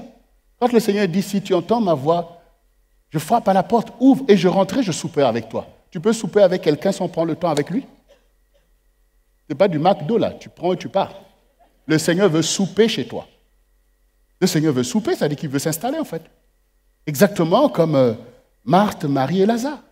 Quand Marie voyait Jésus, elle venait s'asseoir aussitôt. Parce que le maître va prendre du temps pour semer. On est dans une génération où même beaucoup de chrétiens, quand on commence à prêcher la parole, ah non, ben ça finit pas. Ah oui. Nous tous on était comme ça en fait. On attend le amen final. Mais amen à quoi en fait? Amen à quoi en fait? Amen à la perdition. Marie s'assoyait là pour écouter la parole du Seigneur. Et Marthe était tellement préoccupée, ceci, cela. Elle s'est dit que, maître, je suis en train de faire le repas, mais regarde Marie, la fainéante, elle est là, le Seigneur. Elle s'attendait à une réponse que, mais oui, Marie, va aussi aider ta sœur là-bas pour qu'on puisse manger. Il dit, mais Marthe, tu t'inquiètes, tu t'affaires. Elle a choisi la bonne part. Si même les disciples allaient dire, oh maître, toi on veut manger là la bonne part, c'est pas ça qui va nourrir notre chair. Oui, bien-aimé. On ne donne que ce qu'on a reçu. Si tu ne reçois pas, tu ne peux pas donner. Tu vas être dans l'abondance si tu n'écoutes pas la parole de Dieu. Il faut écouter la parole de Dieu abondamment. C'est ça qui va changer ta vie. Il faut l'écouter abondamment parce que tu as été formé par elle. Le déficit de la parole justifie des choses que tu vis. Et puis, ce qui est tombé dans la bonne terre, ce sont ceux qui, ayant entendu la parole avec un cœur honnête et bon, la retiennent et portent du fruit avec persévérance. Avec un cœur honnête et bon. Il faut que tu sois honnête et que tu sois bon. Honnête et bon. Et suivre la parole de Dieu avec persévérance. Il y a besoin de persévérance. Vous voyez, Dieu n'agit pas comme un magicien. Paf, les choses. Non. Il travaille. Et toi, tu persévères dans ce qui est vrai. Ce que tu sais être vrai. Vous voyez, c'est comme la parole qui dit, si vous avez goûté que le Seigneur est bon, servez-le. Il ne faut pas avoir des pirouettes dans ta façon d'être, en fait. Il ne faut pas être, je veux dire instable. Il y a une persévérance pour atteindre la perfection. Quand tu sais que ton Dieu t'a parlé, Tu es béni parce que mon Dieu m'a parlé. C'est Dieu en fait. Je cherche quoi en fait? C'est Dieu, je veux être avec lui, je veux faire sa volonté. Donc on persévère à faire ce qui est bien. On persévère à accomplir les choses de Dieu. On persévère au milieu de toutes les agitations, tout ce que le diable fait. Tu persévères, comme les saints qui ont persévéré avant nous et qui ont rendu par leur témoignage la parole de Dieu vraie. Toi aussi, tu dois rendre la parole de Dieu vraie, parce que les gens te regardent aussi. Où est la parole auquel tu croyais ou même que tu as annoncé que devant tes challenges, tu ne peux plus rien faire? Bien-aimés, quand nous faisons le calcul, nous voyons que c'est compliqué. Parce que sur 4 types de terre, il n'y a qu'une seule qui produit. Et les autres, c'est la catastrophe. Donc ça montre combien le challenge est grand. Tu peux te retrouver devant toute la masse de ceux qui se perdent, ceux qui n'écoutent jamais la parole. Il ne faut pas sous-estimer les choses. Il faut se dire que non. Beaucoup d'appelés, peu d'élus. Moi, je vais être parmi ce peu d'élus-là. Tu prends des décisions pour ta vie, en fait. Et à cause de cette décision que tu prends, ta maison aussi va être parmi ce peu d'élus. Et beaucoup de gens, même par ton témoignage, vont rejoindre ce peu d'élus. Parce que le peu pour Dieu, c'est aussi beaucoup pour nous. Donc le défi par rapport à la parole est grand dans l'Église. Parce que toutes ces personnes qui reçoivent la semence écoutent la parole, entendent la parole, sont là pour écouter. Mais ceux qui réussissent, c'est ceux qui ont un cœur honnête et bon. L'honnêteté nous permet de voir les choses comme ils sont et de ne pas le déformer par le prisme de la séduction. Donc ce que Dieu a dit, je l'ai compris. Et je vois que je n'y suis pas. Donc, qu'est-ce qui va se passer? Il faut que j'y sois. Donc, je dois travailler, je dois me repentir, je dois changer, je dois écouter l'enseignement, je dois aller voir un docteur, je dois faire ceci, je dois faire. C'est moi qui dois bouger parce que la voie m'a été montrée. Mais quand tu es dans la séduction, ouais, mais Dieu dit ça, ouais, mais bon, parce que tu es le centre de toi-même. Et c'est dommage. Ou alors tu restes là enfermé dans les choses que tu sais que ce n'est pas bon en fait. Tu sais que tu es le long du chemin, mais c'est là que tu veux être. Tu sais que toutes tes compagnies là, c'est exactement le long du chemin. Tu sais toi-même que tu es dans la séduction des choses, tout ça, et tu veux que l'ennemi vienne te donner même des visions qui ne sont pas correctes parce qu'il voit que tu es dans la séduction. Non, un disciple renonce à tout ça. On renonce. Il faut renoncer. Et c'est pour ça que Dieu dit il ne faut pas être juste à tes propres yeux. Il ne faut pas être juste à tes propres yeux. Ah, moi, je suis saint. Et surtout quand tu regardes des gens qui sont plus malfamés que toi, tu dis, oh, mais moi, je suis meilleur. Non, tu as besoin d'un sauveur. Parce que tous sont péchés et sont privés de la gloire de Dieu. Alors, bien-aimés, donc ce que nous voyons, c'est que la parole de Dieu est la même, mais elle fait face à nos préoccupations. Les préoccupations de chacun de nous nous déterminent par rapport à la capacité de recevoir la parole et de rendre le fruit. Donc, ce qui doit changer, c'est ton état d'esprit. Il faut avoir l'état d'esprit des modèles que le Seigneur a mis devant toi, qui ont imité le Seigneur. Et comme dit l'apôtre Paul, soyez mes imitateurs, parce qu'il a lui-même choisi d'imiter le Seigneur. Donc, nous devons imiter les premiers chrétiens qui sont les apôtres, qui ont posé les bases et les fondements de la foi victorieuse en Jésus-Christ, pour nous aussi renoncer comme ils ont renoncé, afin que la parole puisse trouver en nous une bonne disposition. Donc nous devons avoir faim de la parole, nous devons avoir soif de l'approche de Jésus. Tu dois être une terre qui est préparée. Vous voyez que la bonne terre, elle est préparée. On a enlevé les racines mauvaises, on a fait ce travail. Et c'est ce qu'au quotidien, on t'enseigne à faire. La prière, le jeûne, toutes ces choses où tu te remets en cause, où tu cherches le Seigneur, fait que tu es une terre préparée. La parole doit rencontrer une terre préparée. Donc il faut que tu rentres dans tes saisons. Parce que là, quand le Seigneur se lève, c'est une saison. Quand il se lève là au milieu de nous, c'est une saison. Le Seigneur sait qu'il ajoute une année à ta vie. Et cette année représente une saison pour lui, pour faire, et il renouvelle ses bontés. Il veut à nouveau semer sa parole. Et il t'a préparé, il t'a challengé, il t'encourage à prier, à jeûner, à prendre des résolutions qui vont changer la donne au milieu de toi, afin que la parole rencontre enfin une bonne disposition au milieu de toi. Que cette honnêteté devienne ton caractère. Et cette bonté de Dieu qui doit aussi se manifester en toi. Pour que la parole qui va venir cette année puisse changer la donne. Le Seigneur dit, certains des derniers seront les premiers. Il faut que tu sois concerné par ça. Parce que tu dis que non, je veux changer d'état d'esprit. Je veux arrêter la méchanceté. Je veux arrêter tous ces comportements qui ont gangréné ma vie, en fait. Je veux être un bon disciple pour le Seigneur. Je veux apprendre à m'humilier devant lui. Je veux apprendre et je veux renoncer à ces héritages d'oppression. Des héritages mauvais qui sont venus dans ma vie. Et je veux l'héritage de la vie qui est en Jésus-Christ seul. Et je veux croire en lui de la bonne manière. Je veux être un enfant pour le Seigneur. Je veux m'humilier. Je veux changer de façon d'être. Je veux éprouver la paix du Seigneur. Et la joie du Seigneur doit être ma force. Je veux abandonner la malice. Je veux rentrer dans les choses pour lesquelles le semeur travaille. Il faut que ma terre soit labourée, soit retournée. Mon cœur doit être touché. Ma mentalité doit changer. Je me donne moi-même, Seigneur, œuvre. Je veux être comme Marie. Je veux cette parole. Je veux ces révélations. Je veux tous ces séminaires. Je veux m'appliquer parce que c'est ça qui manque à ma vie. Voilà, c'est pas effectivement dans les réseaux sociaux te gaver, te bourrer de toutes ces choses pernicieuses que le diable envoie, les faits divers, ces gens qui racontent ceci. Tu es là dans les feux de l'amour ou je ne sais pas quoi. Tu es en plein dans ces choses et l'investissement de l'esprit du monde s'accumule en toi. Et la parole est inopérante. Non, bien-aimé, ta vie est précieuse. Ta vie est précieuse aux yeux de Dieu.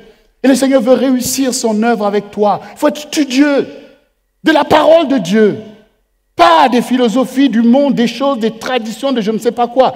Studieux de la parole véritable du semeur qui est Jésus-Christ, le Seigneur, qui a envoyé sa parole. Dieu veut accomplir sa volonté en toi. Celui qui a envoyé la parole, c'est celui qui t'a formé et qui a formé une destinée à ta vie. Et il veut accomplir cette destinée, bien-aimée. Il faut que quelque chose de qualitatif s'opère au milieu de toi. Fais confiance à cette parole. Et bien aimé, nous voyons ici que l'apôtre Paul, à un moment donné, il voyait toute cette incompréhension aussi. Lui qui a beaucoup enseigné l'Église primitive. Mais à un moment donné, vers la fin de ça, pendant qu'il était maintenant, il remontait sur Jérusalem et qu'il savait que là, il sera arrêté et que sa vie est en danger. Dans son voyage, il a fait venir les anciens de l'église d'Éphèse. Il leur a donné ces dernières paroles en leur disant que vous ne verrez plus mon visage. Vous ne verrez plus mon visage. Mais exactement comme Josué, à la fin de sa vie, a dit aux enfants d'Israël que maintenant, choisissez qui vous voulez servir. Moi et ma maison, nous servirons l'Éternel. Mais vous vous clochez à gauche et à droite. Ou vous voulez servir les dieux de ces peuples que Dieu a chassés devant vous, ou alors vous voulez servir l'Éternel. Il leur a dit, vous ne pourrez pas le servir parce que c'est un Dieu saint. Vous n'arrivez pas à le servir. Parce qu'il voyait en eux déjà l'ivraie. Il voyait en eux déjà la duplicité et la perversité. Il dit, c'est un Dieu saint, il reviendra, il vous fera du mal. Parce qu'il n'accepte pas la corruption. Et donc, Paul aussi, ici, devant toute l'œuvre qu'il a accomplie et devant la persistance de cette situation humaine, catastrophique même pour les enfants de Dieu, cette capacité à faire la distorsion dans la compréhension de la parole, il était désolé. Il leur dit ici, dans Acte 20, à partir du verset 28, il dit, prenez donc garde à vous-même et à tout le troupeau sur lequel le Saint-Esprit vous a établi évêque, pour paître l'Église du Seigneur, qu'il s'est acquis par son propre sang. Je sais qu'il s'introduira parmi vous, après mon départ, des loups cruels qui n'épargneront pas le troupeau. Et qu'il se lèvera du milieu de vous des hommes qui enseigneront des choses pernicieuses pour entraîner les disciples après eux.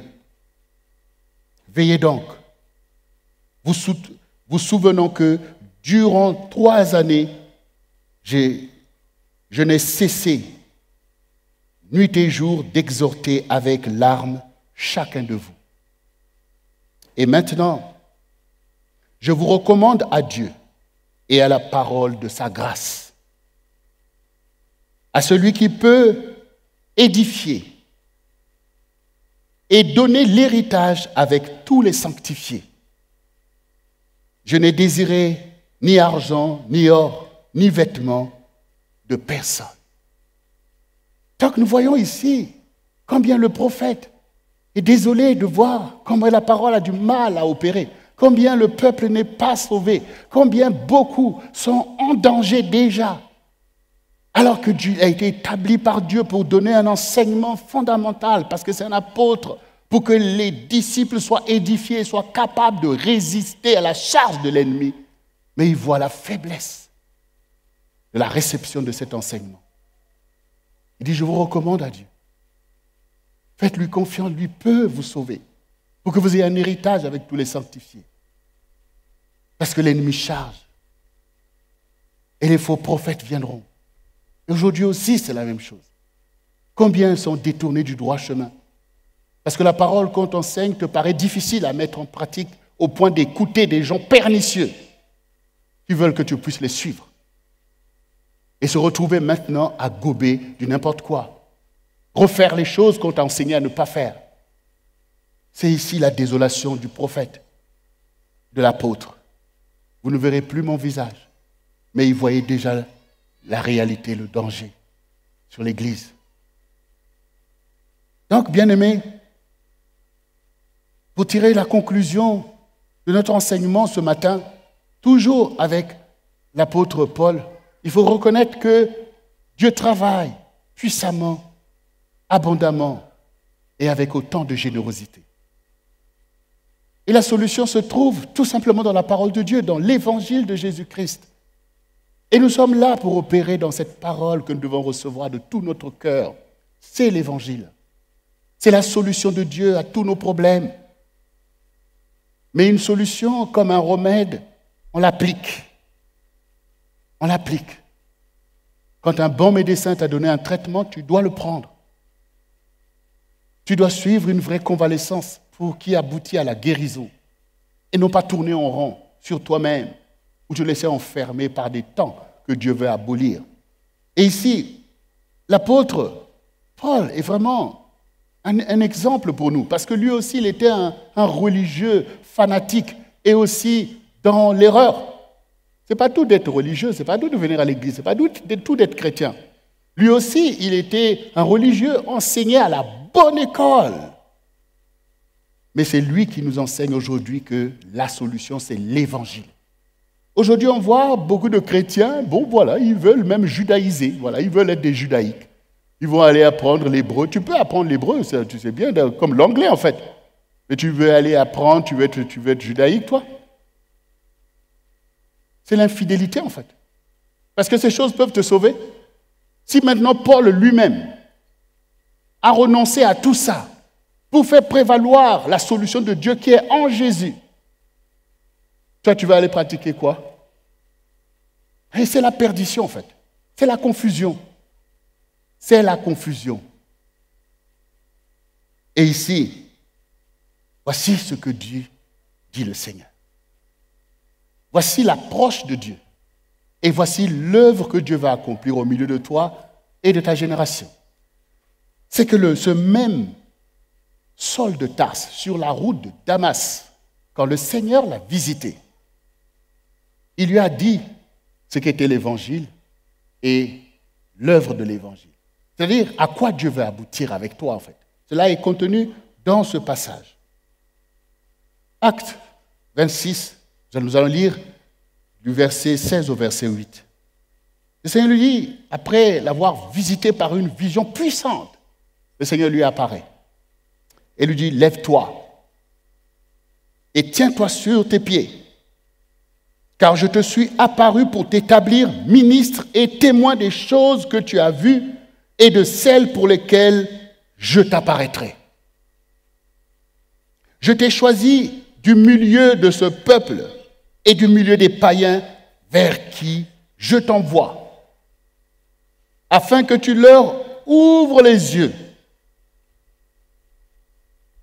pour qu'ils passent des ténèbres à la lumière, et de la puissance de Satan à Dieu, pour qu'ils reçoivent par la foi en moi le pardon des péchés et l'héritage avec les sanctifiés. Cette parole montre clairement le règne de l'esprit du monde, agissant par la culture et par les traditions. Oui, il fait prévaloir les ténèbres à la place de la lumière véritable qui est en Dieu. Et donc, nous avons besoin d'être sauvés par l'Évangile. Et quelle est la première action, l'action que l'Évangile fait? C'est de révéler en fait combien nous sommes dans l'erreur. C'est-à-dire, nous faire passer des ténèbres à la lumière. Les ténèbres, c'est quoi? C'est toutes les choses que l'homme est capable de concevoir de mauvais, des choses qui ne sont pas à la gloire de Dieu. Tout ce que tu es capable de fomenter contre ton frère, contre ta sœur, contre ton épouse, contre ton époux, contre tes enfants, contre tes prochains. Toutes ces choses qui sont le règne de Satan, un règne de destruction, de pillage. Toutes ces choses que nous pouvons faire prévaloir nos intérêts au détriment des autres. Tout ça, ce sont les ténèbres qui n'ont rien à voir avec ce que Dieu avait formé en créant l'homme à son image et à sa ressemblance. Et nous sommes orgueilleux dans tout cela. Nous sommes fiers. Ce sont les plus forts qui écrasent les plus faibles. Et on se fait toutes sortes de philosophies pour se donner bonne conscience. Et il faut que tu sois délivré de ça, parce que ce sont les ténèbres devant Dieu. Ce sont les ténèbres quand tu ne connais pas le Seigneur. Donc ça veut dire que même beaucoup de religions sont des ténèbres épaisses. Et oui. Déjà, quand le Seigneur Jésus lui-même, il dit que le salut vient des Juifs, qui est capable, en dehors des Juifs, de comprendre cette parole et de l'accepter? Hein?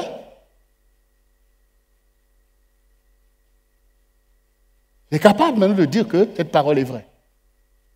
Tout le monde se proclame de connaître Dieu, de ceci, chacun derrière son prophète et tout. Mais déjà, cette parole, c'est déjà un défi en fait. Donc, la parole, l'évangile est prêché par les apôtres, par les envoyés de Dieu pour nous faire passer des ténèbres à la lumière. Les ténèbres, c'est là en fait.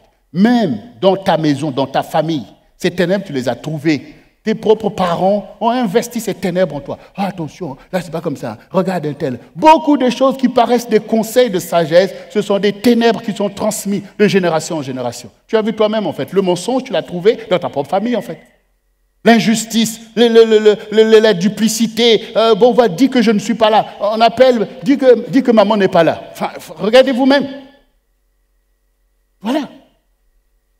Tu as été infecté. Donc c'est bien, tu as le droit de voir que ta famille, c'est bien, tout ça. Mais il faut que le Seigneur te délivre. Vous commencez à mettre chaque chose à sa place. Vous reconnaître que maintenant, ça, c'est pas la vérité. Ça, c'est pas bon, en fait. Reconnaître même l'apparence de la piété. Le dimanche, on est tous comme des brebis. Mais dès le lundi, c'est voilà, des hyènes, des chacals, des loups, ça y va, en fait. Ça y va dans les maisons, dans les familles. La guerre fait rage. Tout ça, ce sont des ténèbres de la religiosité que Dieu dénonce. Dieu dénonce. Donc, toi aussi, autant que croyant que tu es, tu as besoin d'être délivré par l'évangile véritable de Jésus. Tu as besoin d'entendre que oui, Seigneur, délivre-moi, afin que je passe des ténèbres à la lumière de Dieu, de la justice, de la paix, de l'amour du prochain. C'est ça la lumière. Que ta vie est donnée aussi pour que d'autres puissent s'en sortir, comme Jésus a donné sa vie. C'est ça la lumière. C'est ça la lumière. L'évangile et l'enseignement doivent t'emmener à cette dimension pour t'éclairer. Pas de la malice. On ne peut pas voir la cumulation des péchés au milieu du peuple de Dieu. Et les voies de Dieu sont mises en difficulté parce que, tout le monde conçoit des mauvaises choses. Même les choses simples qui sont notre bénédiction, on ne peut pas marcher dedans. Quand le Seigneur dit l'homme quittera son père et sa mère pour s'attacher à sa femme, mais combien c'est compliqué! Compliqué. Et tout le monde se plaint, oh, c'est compliqué, mais c'est les ténèbres en fait. C'est les ténèbres. Parce que si nous voulons l'approche de Dieu, mais on va avancer en fait. Voilà. Qu'est-ce qui empêche à l'homme et à la femme de faire alliance, de se marier? Pourquoi il y a besoin de passer par tout un tas de choses, par l'impureté? Pourquoi on ne peut pas rentrer dans les choses véritables en fait? Il faut que cette année, tu passes des ténèbres à la lumière. Tu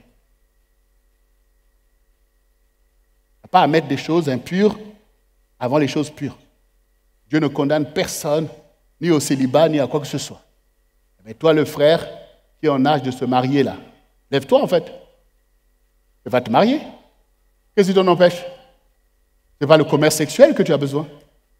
C'est d'aller honorer la sœur qui a été préparée, c'est ta propre côte. Prends ta côte, tu seras béni en fait. Quand j'ai épousé Jocelyne, j'ai été béni. Avant, j'étais là, courbé dans les épreuves, j'avais même mal à l'estomac. Quand tu rentres dans le plan de Dieu, tu es délivré en fait, tu es guéri en fait. Tu es à ta place. Et elle est à sa place. Hein? Pourquoi tergiverser en fait? Après, il y a des frères qui disent, mais ouais, mais pasteur, bon, j'ai parlé à telle sœur, elle ne veut pas. Si elle ne veut pas, il y en a une qui va vouloir. Non, bien aimé, il faut qu'on avance. Il faut qu'on avance. Il faut qu'on avance. Le temps passe. Et nous sommes là pour le témoignage de Christ. Donc, nous voulons accepter que Dieu nous éclaire. Et même au quotidien, quand tu es là, prie, Seigneur, éclaire-moi sur ce sujet. Seigneur, je veux ta lumière, je veux la vérité. Et Dieu va t'éclairer, en fait. Il va t'éclairer, il peut montrer que ta pensée est erronée. Il va t'éclairer. C'est l'impact de l'évangile.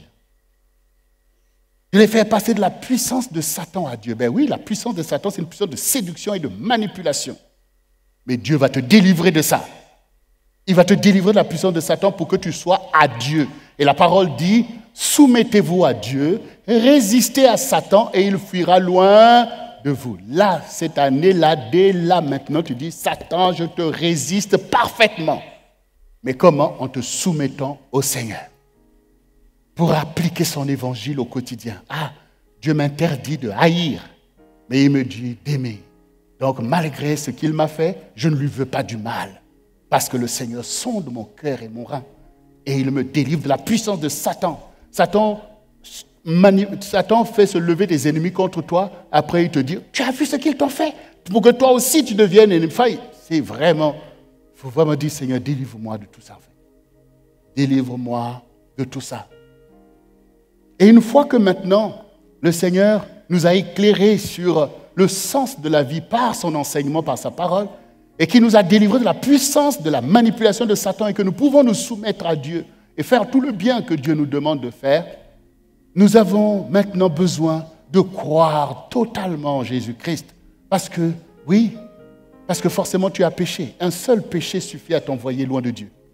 Donc, il faut que tu crois dans le Seigneur dans le sens où il est l'agneau de Dieu qui ôte tes péchés et qui écarte tes transgressions. Il faut croire dans le Seigneur de cette façon-là, de quelqu'un qui a une place importante dans ta vie. C'est grâce à lui que je suis enfant de Dieu. Vous voyez, ne considère pas Jésus comme un prophète quelque part. C'est pour ça que lui-même, il a dit, qui dit-on que je suis? Parce que si vous pensez que c'est un homme de Dieu, ceci, vous le mettez dans tout le décor de tous ces gens qui sont là aussi, qui font du bien, mais il est le Seigneur de ta vie. Il est l'époux de l'Église. Il est le Fils de Dieu. Il faut croire en Jésus de cette façon-là pour que tes péchés te soient ôtés. Parce que le pardon, tu l'obtiens en Jésus. Ce n'est pas parce que tu aurais fait je ne sais pas quoi. Ce n'est pas parce que, bon, du coup, là, maintenant, je vais à l'église tous les jours. Ce n'est pas parce que, bon, du coup, là, je paye ma dîme. Non. C'est par la souffrance de Christ que j'ai été purifié de mes péchés. Il faut élever le Seigneur dans ta vie afin que tu sois débarrassé, déchargé de tous tes péchés, comme le Seigneur dit, venez à moi, vous qui êtes chargés et fatigués, je vous donnerai le repos et vos âmes vivront. Il faut que tu connaisses que Jésus est ton Seigneur, il est ton Sauveur et ton Rédempteur, et qu'il est avec toi, et qu'il est ton berger, et qu'il te conduit dans de verts pâturages. Il faut que tu crois bien dans le Seigneur, qu'il est le Seigneur de ta vie, et qu'il est Dieu en fait. Il est Dieu. C'est pour ça qu'il dit qu'il est Seigneur, parce qu'il est Seigneur dans le ciel, sur la terre. Donc, il est Dieu en fait. Il est Dieu. Parce que si tu ne crois pas de cette façon-là, tu ne pourras pas être délivré de tes péchés en fait. Parce qu'il te faut un agneau pour toi. Il te faut du sang. Il te faut l'esprit. Il te faut son onction. Donc, il faut s'accrocher. Et afin que tu reçoives aussi l'héritage avec les sanctifiés. Toutes les promesses de Dieu sont l'héritage des sanctifiés. Toutes les bénédictions que Dieu déclare, il le déclare à ses enfants, à ses fidèles, à ses disciples, à ses bien-aimés. Et pour que tu sois avec les bien-aimés, c'est Jésus qui te fait être avec les bien-aimés. Parce qu'il te sanctifie pour Dieu. Et qu'il est debout pour toi dans le ciel et qu'il n'a pas honte de toi, comme toi tu n'as pas honte de lui. Et que tu honores sa parole. Car le Seigneur dit, celui qui m'honore, je l'honore. Et tu honores Dieu en honorant sa parole à laquelle tu te soumets. Honorer Dieu, c'est pas, bon voilà, peut-être tu loues, tu fais ceci. Non, c'est le fait de te soumettre à ta parole. Et quand tu le loues, c'est parce que tu te soumets à la parole. Quand tu payes ta dîme, c'est parce que tu te soumets à la parole. Quand tu viens à l'église, c'est parce que tu te soumets à sa parole. Quand tu refuses toi aussi de mal parler, c'est parce que tu te soumets à la parole. Quand tu fais du bien, c'est parce que tu te soumets à la parole. C'est ainsi que tu rentres dans la perfection. Parce qu'en lui, tout est perfection, tout est oui et amen. Vous voyez, quand maintenant nous sommes ainsi délivrés de l'agitation de nos pensées, quand nous sommes délivrés de l'esprit du monde, c'est là que tu rentres dans ta vraie bénédiction. Parce que l'héritage est donné. Il n'y a rien, il n'y a pas, tu ne te bats pas pour mériter, pour aller. Non, tout vous sera donné par-dessus. Ton héritage vient sur toi. Et les bénédictions, les grâces de Dieu deviennent une normalité. Comme disait Pasteur Jocelyne, toutes les promesses de Dieu. Quand tu rentres dans cette foi édifiée, cette foi épanouie, cette foi qui plaît à Dieu, Dieu te confère ton héritage. L'héritage de la vie, toutes les grâces, toutes les bontés. Comme le père avait dit à son deuxième enfant, à son premier fils, qui disait, mais tu ne m'as jamais rien donné pour que je fête je ne sais pas quoi. Il dit, mais tu ne sais pas que tout ce qui est à moi est à toi. Et c'est là maintenant que tu ouvres les yeux sur la bonté de Dieu pour réaliser que tout devient possible parce que tu es dans le royaume de Dieu, le royaume de sa grâce et de sa bonté. Alors tu peux jouir du bonheur que Dieu te donne. Parce que le désir de Dieu, c'est de rendre son peuple heureux. Et quand maintenant nous sommes ainsi délivrés de Satan, nous devenons une bénédiction les uns pour les autres. On n'aura même plus besoin de prêcher sur l'aspect du mariage. Pourquoi? Parce que les frères, comme le Seigneur se lève pour sanctifier l'Église, comme le Seigneur se lève pour sanctifier l'Église, l'homme se lève en fait. Comme il dit, l'homme est le chef de la femme. Christ est le chef de l'Église et il sanctifie l'Église, il bénit l'Église. L'homme se lève pour bénir la femme, pour l'honorer, pour que ta maison vive et se déploie. Nous nous regardons maintenant selon la valeur que Dieu a mis en nous. Non pas d'une façon ingrate, ni selon les convoitises, mais selon l'honneur. Parce que nous sommes porteurs de Christ. Et nous devenons un exemple à notre génération qui va voir la gloire de Dieu au travers de nous et reconnaître que l'Église est une bénédiction et que nous sommes les disciples de Christ. Car il a dit, aimez-vous les uns les autres. C'est à cela qu'on reconnaîtra que vous êtes les disciples. Il faut laisser libre cours à l'action de Dieu au milieu de toi. Que cette saison soit une saison bénie pour toi. C'est tout le bien que je te souhaite. Toi qui m'écoutes au travers d'Internet, qui que tu sois, avec Jésus, tu n'auras jamais rien perdu. Parce que le Seigneur dit, c'est les derniers seront les premiers. Il faut donc prendre de bonnes résolutions. Enfin, te soumettre à ton Dieu. Et recevoir sa parole avec joie pour l'appliquer. Comme tu éduques tes enfants, appliquer ce que tu leur dis, toi-même applique la parole du Seigneur avec joie pour être un enfant béni et que le Seigneur prenne plaisir en toi et puisse accomplir toutes tes promesses envers toi et ta maison et puisse te donner toi-même en bénédiction à d'autres. Le Seigneur est bon. Ceci est une saison pour rentrer dans des grandes choses. Maintenant, le Seigneur qui a vu les choses passer veut les abolir maintenant même. Est-ce que tu le veux toi-même? Est-ce que tu veux passer à autre chose? Est-ce que tu veux rentrer dans l'héritage du Seigneur pour toi? Est-ce que tu veux être une source de bénédiction pour l'Église dans ton temps? Est-ce que tu veux participer à l'œuvre du Seigneur? Si c'est le cas pour toi, tiens-toi sur tes deux jambes et vous qui êtes aussi à la maison, nous allons maintenant recevoir cette prière qui nous aide véritablement à rentrer dans ces choses parce que la parole de Dieu est pourvue et que dès maintenant, le Seigneur fait son œuvre. Cette parole que tu as reçue ne sera pas le long du chemin parce que tu as compris.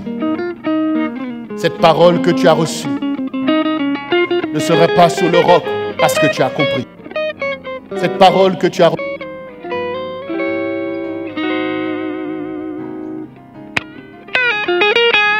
ne sera pas. Cette parole ne sera pas au milieu des épines parce que tu as compris et que ton état d'esprit a changé et que tu prends l'avantage aujourd'hui de ce que tu as reçu pour être dans une bonne saison, pour porter au centuple. Et l'œuvre de Dieu sera accomplie et le Seigneur en prendra plaisir et beaucoup se réjouiront à cause de ça. Et tu le vaux bien de recevoir cette bénédiction et de porter beaucoup de fruits cette année, afin que tous connaissent que tu es aimé de ton Dieu et que tu n'es pas n'importe qui et que tu es une source de bénédiction. Car la repentance, c'est pour toi. La repentance, c'est pour ceux qui veulent se sanctifier. La repentance, c'est pour les disciples. Et on n'a pas honte de se repentir. Et de se repentir jusqu'à dans nos pensées. Parce que nous voulons que les choses aillent en profondeur jusqu'à la racine. Alors, bien-aimé, répète après moi ces quelques paroles sur lesquelles je vais prier en ta faveur. Seigneur Jésus, je te bénis, Seigneur, parce que tu es le semeur qui est sorti pour semer. Et tu as semé sur ma terre. Et je reçois cette parole favorablement. À partir de maintenant, je suis une bonne terre parce que je crois que je suis dans mon temps. Parce que j'ai écouté ta parole avec une attention particulière, avec un désir de changer. C'est pourquoi je me repens de tout ce qui s'opposait à ta parole et à ta volonté. Je renonce à l'incompréhension qui était venue en moi à cause des séductions et des mensonges qui sont sur la terre. Et je renonce à tout héritage d'aveuglement et de perdition qui était venu dans ma vie par les liens de sang et par les liens de désobéissance. Aujourd'hui, grâce pour grâce, je reçois la grâce de la bonne écoute et de la mise en pratique de la parole de mon Dieu. Tu es l'Éternel qui me sanctifie et qui me transforme. Car voici, je renonce à moi-même pour te suivre, Seigneur Jésus. Parce que tu es mon Dieu et mon Créateur. Et que tu es mon berger pour me conduire tous les jours de ma vie, dans chaque aspect de ma vie. Je veux ton approche. Je veux comprendre ta parole et la mettre en pratique, car ta parole est la vérité. Et je reçois par le Saint-Esprit, l'Esprit de vérité, que le monde ne peut pas recevoir, parce qu'ils ne te connaissent pas. Mais moi, je te connais, et je reçois en toi l'héritage de Dieu. Merci Seigneur, pour cette saison, où enfin je veux porter beaucoup de fruits, pour ta gloire, et pour le bonheur de ma maison, de ma famille, et du peuple de Dieu, et de ma génération. Car tu m'as envoyé, Seigneur, comme les disciples qui ont marché avant moi, pour éclairer les nations, et pour faire des disciples, afin que cette génération soit sauvée. Je te fais confiance, et je crois en toi, et je m'oppose à Satan, et à ses œuvres. Je lui ferme les portes, au nom de Jésus, car mon entendement se tourne vers toi. Domine sur moi, Seigneur. Et je veux écouter ta parole comme Marie avant moi, afin que ta parole devienne chair en moi pour produire la vie de Dieu. Oui, Seigneur. Je veux être un disciple comme Paul avant moi. Oui, tu l'as changé. Saul de Tarse, tu lui es apparu et est devenu l'apôtre Paul. Moi aussi, Seigneur, j'entends ta parole avec un intérêt certain pour devenir moi-même conforme à ta volonté.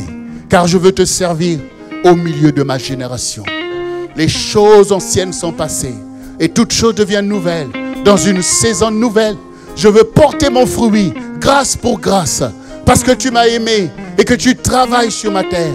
Je te laisse travailler, Seigneur. Et produis ta gloire éternelle, afin que cela soit une louange pour toi, Seigneur. Les choses anciennes sont passées. Je renonce au lien de sang et à l'héritage du sang. Je renonce à l'héritage de la désobéissance qui est dans le monde. Seigneur, c'est toi qui fais tomber les écailles de mes yeux, afin que je ne puisse plus voir d'une façon erronée, que je ne sois plus dans les séductions qui sont dans ce monde, que je ne sois plus dans la convoitise de la chair, que je ne sois plus dans la convoitise des yeux, que je ne sois plus dans l'orgueil de la vie, mais que je puisse regarder selon ta volonté et selon ma destinée. Oui, Seigneur, à partir de maintenant même, je prends ton joug sur moi et je mets en application tes instructions, car ton joug est doux et ton fardeau léger, parce que tu es l'Éternel qui me donne de triompher avec toi, parce que tu es mon maître, Parce que tu es mon Seigneur, afin que je sois semblable à toi. Je te bénis, Seigneur, parce que tu t'es souvenu de moi. Alors que j'étais dans le péché, dans les choses abominables, tu n'as pas eu honte de donner ta vie pour moi, Seigneur. Parce que tu veux que je partage ton héritage, l'héritage de la gloire de Dieu et de la félicité divine. Parce que tu m'as fait co-héritier avec toi. Et je te bénis, Seigneur, parce que je suis sauvé, moi et ma maison, moi et ma famille, moi et les enfants du Seigneur, et les âmes vers qui tu nous envoies. Tu es le sauveur du monde et le rédempteur de l'humanité. Et maintenant même, j'honore ta parole pour ma génération. Viens délivrer, Seigneur, de l'œuvre des faux prophètes, des enseignements des faux docteurs. Viens enlever l'ivraie de la religiosité et de l'apparence de la piété. Et sanctifie ton peuple, sanctifie ton église. Relève ton église, éternel Dieu, pour ce réveil qui va changer l'histoire de notre génération.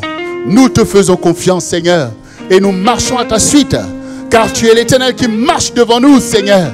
Et nous sommes sous la bannière de la colonne de nuit et le jour, et la colonne de feu, pour conquérir l'héritage des saints pour notre génération.